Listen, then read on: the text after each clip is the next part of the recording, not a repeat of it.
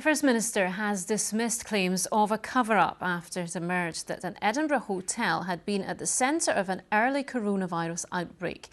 A BBC Scotland documentary revealed yesterday there were multiple transmissions before the first official Scottish case was recorded, but the public weren't told.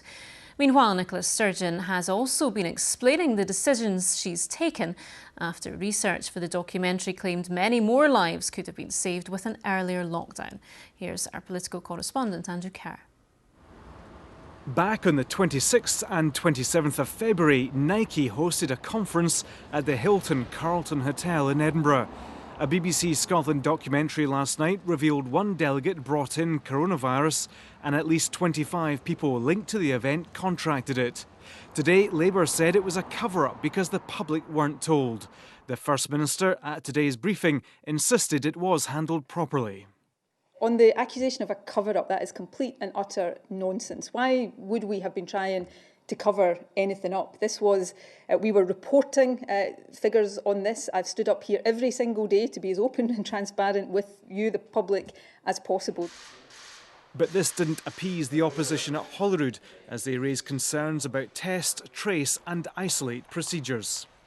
How many shop workers, bar workers, hospitality workers, taxi drivers across Edinburgh were contacted as part of TTI following the night conference? And given the guest who was staying at the hotel during the conference told programme makers that he had not been contact traced by anyone from the Scottish Health Service, why did we see such a basic failure in test, trace, isolate methods used at the start of this crisis?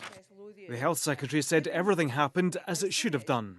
This was an international conference, and so the contact tracing was an international effort. Some of it was in Scotland, some of it was in other countries.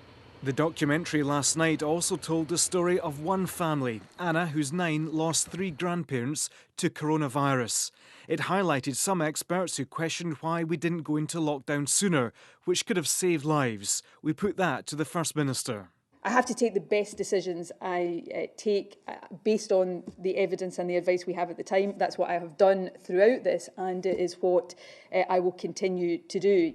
One expert who appeared on last night's programme, who wanted an earlier lockdown, told us today that it's a difficult choice. Governments were receiving conflicting advice. It's not a single source of science that's coming forward to government, and everybody in Scotland needs to understand that. So it's making these tricky decisions. So we can say now we should have gone sooner, but also we weren't ready.